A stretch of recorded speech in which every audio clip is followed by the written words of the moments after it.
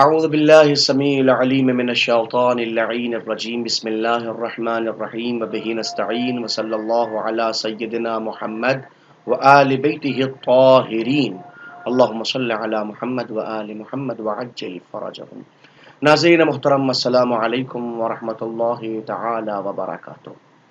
آئیے قرآن سمجھے کے عنوان سے قرآن مجید کی ان 26 آیتوں سے متعلق آپ حضرات کی خدمت اقدس میں مسلسل گفتگو جاری ہے، جن 26 آیتوں سے متعلق ایک ناسمجھ انسان نے سپریم کورٹ آف انڈیا کے اندر یہ رٹ داخل کی کہ قرآن مجید سے ان 26 آیتوں کو ریموو کر دینا چاہیے، اس لیے کہ انہی آیتوں کی بنیاد کے اوپر تمام عالم اسلام لوگوں کے درمیان دہشت گردی کی تعلیم دیتا ہے۔ حالانکہ بار بار یہ بات کہی جا رہی ہے کہ قرآن مجید دہشت گردی کی تعلیم دینے کے لیے نہیں آیا، بلکہ قرآن مجید لوگوں کے درمیان اتحاد اور اتفاق اور پیار اور محبت اور امن و امان قائم کرنے کے لیے آیا ہے۔ قرآن مجید کی جتنی بھی آیتیں ہیں وہ سب کی سب اس منزل کی طرف رہنمائی کرتی ہیں اور کسی کا بھی حق ضائع کرنے کا آرڈر اور حکم نہیں دیتی، بلکہ ہمیشہ لوگوں کو درمیان حقوق کی ادائیگی اور فرائض کی ادائیگی کے لیے مہمیز کرتی ہیں، لوگوں کو متوجہ کرتی ہیں کہ آپ کا کام اپنے حقوق اور فرائض کی ادائیگی ہے۔ جب ایک انسان اپنے فرض کو ادا کرے گا تو دوسرے سے حق لینے کا بھی حق رکھتا ہے۔ آئیے اس منزل کے اوپر آپ حضرات کی خدمت دس میں اہم ترین آیتوں کو پیش کرنے کے بعد گفتگو قرآن مجید کے 9ویں سورہ سے متعلق پہنچ چکی ہے۔ کل ہم نے آپ کی خدمت اقدس میں سورہ مبارکہ انفال کی 2 آیتوں کو پیش کیا تھا۔ آج قرآن مجید کے سورہ انفال کے جسٹ بعد، یعنی کہ وہ سورہ انفال قرآن مجید کا 8واں سورہ تھا، اس کے فوراً بعد سورہ مبارکہ توبہ قرآن مجید کا 9واں سورہ ہے، اور ان 26 آیتوں میں سے اکثر آیتوں کا تعلق اسی 9 نمبر کے سورے سے ہے، جس کی گفتگو آج سے شروع ہو رہی ہے۔ آپ لوگوں کی ذمہ داری ہے خصوصیت کے ساتھ ان آیتوں کو غور و فکر کریں، سمجھیں اور ان آیتوں کو ان لوگوں کے مد مقابل پیش کرنے کی کوشش کریں جو ان کا غلط مطلب نکالنے کی کوشش کر رہے ہیں۔ ہمارا کام لوگوں کے درمیان سے، لوگوں کے ذہنوں سے، لوگوں کی فکروں سے اس بغض و عناد کو ختم کرنا ہے جو ان آیتوں کو غلط مطلب سمجھنے کے بعد میں لوگوں نے پیش کرنا کوشش کی ہے۔ آئیے آپ کی خدمت دست میں پیش کر رہا ہوں سورہ مبارکہ توبہ کی آیت نمبر 5، جو اہم ترین آیت ہے اور جس آیت کے اوپر باقاعدہ بوال ہوتا ہے، اور لوگ خاص طور پر غیر مسلم افراد ان آیتوں کو پیش کرنے کی یہ کہی کوشش کرتے ہیں کہ یہ آیت سب سے اہم ترین آیت ہے۔ بسم اللہ الرحمن الرحیم۔ فَإِذَا انسَلَخَ الْأَشْهُرُ الْحُرُمُ فَاقْتُلُوا الْمُشْرِكِينَ حَيْثُ وَجَدتُّمُوهُمْ وَخُذُوهُمْ وَاحْصُرُوهُمْ وَاقْعُدُوا لَهُمْ كُلَّ مَرْصَدٍ فَإِن تَابُوا وَأَقَامُوا الصَّلَاةَ وَآتَوُا الزَّكَاةَ فَخَلُّوا سَبِيلَهُمْ إِنَّ اللَّهَ غَفُورٌ رَحِيمٌ۔ ارشاد ہوتا ہے کہ پس جب حرمت کے مہینے گزر جائیں تو مشرکین کو جہاں پاؤ انہیں قتل کر ڈالو، انہیں پکڑ لو، گھیر لو، اور ہر گھات پہ ان کی طاق میں بیٹھو۔ پھر اگر وہ توبہ کر لیں اور نماز قائم کریں، زکوٰۃ ادا کریں تو ان کا راستہ چھوڑ دو، بے شک اللہ درگزر کرنے والا ہے، رحم کرنے والا ہے۔ یہ آیت کریمہ اس اہم ترین آیتوں میں سر فہرست پیش کی جاتی ہے جن آیتوں کی بنیاد پہ کہا جاتا ہے کہ قرآن مجید لوگوں کو شر کی تعلیم دیتا ہے، قتال کی تعلیم دیتا ہے، سر کاٹنے کی تعلیم دیتا ہے، اور وہ اپنے علاوہ کسی کو بھی جینے کا حق نہیں دیتا۔ سراسر جھوٹ ہے یہ تمام باتیں جو اس آیت کریمہ کو پیش کرنے کے بعد میں یہ کہہ کے پیش کی جاتی ہیں۔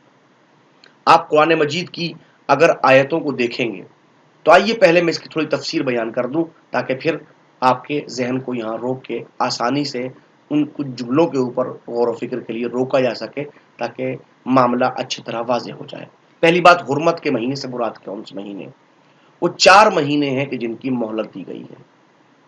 مہلت کے 4 مہینے گزر جائیں، اس کا مطلب یہ کہ جو بات کہی جا رہی ہے اس آیت کریمہ میں، جو بات کہی جا رہی ہے اس سے پہلے 4 مہینے کی مہلت دی جا رہی ہے۔ ایسا نہیں ہے کہ آپ اپنی خواہشات سے تلوار نکالیں، بندوق نکالیں، جسے چاہیں جہاں چاہیں جس طرح چاہیں قتل کر دیں۔ نہیں، اسلام پہلے ایک اصول بتا رہا ہے کہ آئیے پہلے اگر کسی کو قتال کی طرف بات کہی بھی جا رہی تو اس سے پہلے اس کو مہلت دو، کہ جو بات ہم کہہ رہے ہیں وہ قوانین کی بنیاد پہ درست ہے بھی یا نہیں، جو ہم کہہ رہے ہیں وہ انسانی نقطۂ نظر سے درست ہے بھی یا نہیں۔ اگر آپ ان منازل کو اختیار کر لیں تو آپ کے لیے نہایت آسان ہے کہ ان منزلوں تک آ سکیں، پہلی بات۔ اب جب 4 مہینے گزر جائیں تو مسلمانوں کو حکم ملتا ہے کہ مشرکین کو صفحہ ہستی سے مٹا دیں۔ اب اس کے لیے 4 طریقے بیان کیے۔ پہلی بات، فَاقْتُلُوا الْمُشْرِكِينَ، ان کو جہاں پاؤ قتل کر دو۔ ان کی طرف سے عہد شکنی کے بعد میں اعلان برات ہوتا ہے، پہل انہوں نے کی ہے، انہوں نے نہیں، یعنی ان کے اور ان کے درمیان ایک عہد ہوا ہے۔ اب وہ عہد کب ہے؟ اب ذرا ملاحظہ فرمائیے گا، یہ اعلان کب ہو رہا ہے؟ سورہ توبہ تقریباً 9 ہجری کے اندر سامنے آیا ہے۔ 9 ہجری کا مطلب یہ ہے کہ 9 سال ہجرت کو مکمل ہو چکے ہیں، 13 سال اسلام کا مکے میں گزر چکا ہے، 9 سال یہاں گزر چکے ہیں۔ 13 اور 9 تقریباً 21 سال، معاف کیجیے گا 22 سال لگ بھگ گزر رہے ہیں۔ 22واں سال شروع ہو رہا، 21 سال گزر چکے، چونکہ یہ مرحلہ حج اکبر کے موقع پر، حج کا مہینہ جو ہوتا ہے وہ آخری مہینہ ہوتا ہے، یعنی گویا 22 سال اسلام کی عمر ہو چکی ہے، اس وقت یہ حکم بیان کی جا رہا ہے، شروع میں نہیں۔ اب اگر 23 سال کی رسول کی مکمل زندگی ہے تو 22 سال کی زندگی میں قتال تو نہیں، یہ آرڈر تو نہیں ہے کہ جہاں چاہو جیسے چاہو ختم کر دو۔ 22 سال کو کہاں لے کے جائیں گے آپ؟ ایک بات۔ اب یہاں کہہ رہا کہ چونکہ ان سے بیچ میں درمیان میں، چونکہ حضور سرورے کا ہسٹری موجود ہے کہ حضور عمرہ کرنے کے لیے اور حج کرنے کے لیے نکلے ہیں، اور نتیجہ یہ ہوا کہ انہوں نے مقابلے میں آ گئے کہ نہیں ہم آپ کو داخل نہیں ہوتے، اگر حدیبیہ کی جگہ کے اوپر ایک صلح ہوتی ہے، آپس میں ان دونوں کے درمیان صلح ہوتی ہے، نتیجہ یہ ہوا کہ اس کی بھی عہد شکنی ہوتی ہے، لہذا اعلان برات کے مقابلے پہ 4 ماہ کی مہلت دی جاتی ہے اور عہد شکنی کے بعد اعلان کیا جاتا ہے کہ اب بھی اگر وہ اپنے پرانے رویے پر قائم رہتے ہیں تو اس کا مطلب وہ فساد پھیلانے والے ہیں، اور جو فساد پھیلانے والا ہو اسلام کی نظر میں اس کی جان و مال کی حرمت ختم ہو جاتی ہے۔ جان و مال کی حرمت اسی وقت تک باقی رہتی جب تک انسان لوگوں کے درمیان اصلاح کا کام کرے، فساد کا کام نہ کرے۔ دوسری بات، دوسرا حکم ہوا وَخُذُوهُمْ، اگر کسی وجہ سے ان کو قتل نہیں کر سکتے تو ان کو گرفتار کر لو، یعنی ہر مرحلے کے اوپر صرف کام سر و تن میں جدائی کرنا نہیں ہے، سر و تن کی جدائی اپنی جگہ کے اوپر ہے، اگر یہ نہیں کر سکتے تو ان کو گرفتار کرو۔ غور کر رہے ہیں آپ؟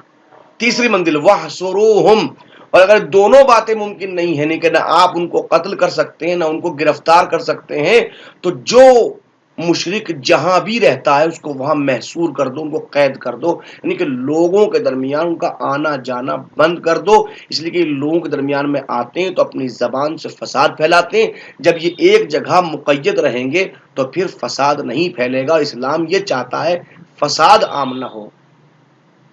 چوتھی منزل وَاقْعُدُوا لَهُمْ كُلَّ مَرْصَدٍ، اگر ان کے ٹھکانے کا علم نہ ہو، پتہ نہ ہو کہ وہ کہاں رہتے ہیں، تو ہر گھات پہ بیٹھو، ان کی طاق میں رہو، جہاں مل جائیں۔ اب ان تینوں باتوں میں کوئی ایک بات فوراً اختیار کرنا، یعنی اس آیے کریمہ کے اندر 4 باتیں پیش کی گئی ہیں۔ اب یہ مشرکین کون سے ہیں؟ جو 22 سال سے اسلام کی تعلیم ان کو دی جا رہی ہے، اس دوران میں یہ مسلمانوں پہ ہر قسم کی اذیت کرتے ہیں، ان کو گھروں سے نکالتے ہیں، ان کے خلاف جنگیں لڑتے ہیں، اور کوئی ایسا ظلم اور زیادتی باقی نہیں رہتی جو وہ تمام مسلمانوں پہ نہیں کر پائے۔ ان تمام چیزوں کے باوجود آج مسلمانوں کو یہ آرڈر مل رہا ہے کہ یہ کام کرو۔ اچھا، اب کہ یہی کام کرنا ہے، بات سمجھیے گا، کیا یہی کام کرنا ہے؟ نہیں، اب اس آیے کریمہ پھر موجود ہے فَإِن تَابُوا، اب یہ جملہ بہت غور و فکر کا حامل ہے، اگر وہ توبہ کر لیں، یعنی اسلامی شعائر کے اوپر، اسلامی احکام کے اوپر، اسلامی آرڈرز کے اوپر عمل کر لیں، تو اب ان پہ اعتراض نہ ہو، ان کے سامنے نہ آئیے، ان کو قتل نہ کیجیے، ان کو گرفتار نہ کیجیے، ان کو کچھ نہیں، سب ختم۔ کیوں؟ ان کو امن دیں، ان کو آزادی دیں۔ معلوم ہوا کہ مشرکین کو قتل کرنے کا حکم کوئی انتقامی حکم نہیں ہے کہ آپ ان کو، چونکہ انہوں نے کل تمہیں اذیت دی تھی آج تم ان کو اذیت دو، کل انہوں نے تمہیں مارا تھا آج تم ان کو مارو، کل وہ تمہیں گرفتار کرے تب تم نے۔ تمہارا کام انتقام لینا نہیں ہے، تم مسلمان ہو، ہمارے آرڈر کو فالو کرنا تمہارا کام ہے۔ ایسا نہیں ہے کہ نسل کشی کرنا ہے، جتنے مشرکین کو ختم کر ڈالو آپ، بالکل ایسا بالکل نہیں کرنا ہے، بلکہ ایک حکمت عملی ہے کہ مخلوق خدا کو، جتنی بھی عوام الناس ہے، جتنے بھی لوگ ہیں، ان کے درمیان امن اور سکون پیدا ہو، اور ظاہر ہے کہ امن و سکون دینے کے لیے فساد کرنے والوں کا ختم کرنا یا ان کو محصور کرنا یا ان کو قید کرنا نہایت ضروری ہوتا ہے۔